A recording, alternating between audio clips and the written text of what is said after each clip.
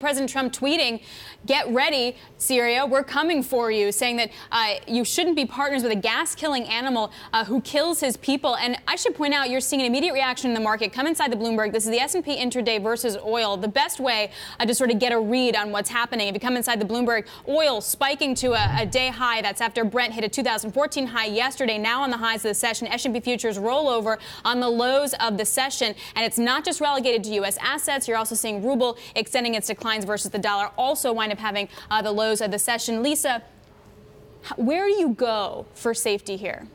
Well, you are seeing a bit of flight to U.S. Treasuries, although not as pronounced as you would think, given some of the volatility that we've seen in equity markets. But frankly, this has been the large question, right? Do you go to the yen?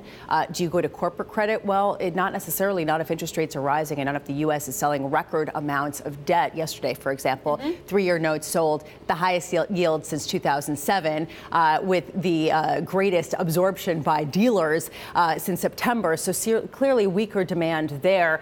This is the question right now. And then there's another question, which is this all just, a head fake? Is this going to all dissipate and are people going to be risk on and buying the dip again? At what point can people write off the political risk as they've had for the past year and a half as we see this escalating rhetoric?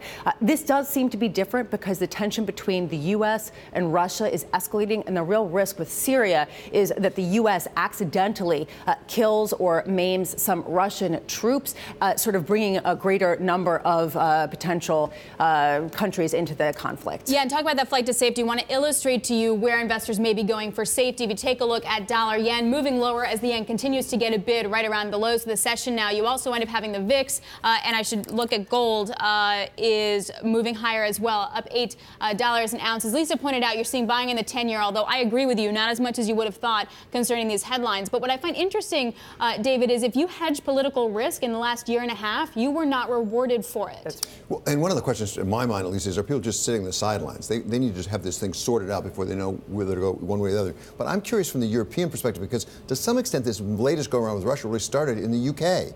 It started with the poisoning, and now it's expanded into Syria. So are the Europeans with the United States or not?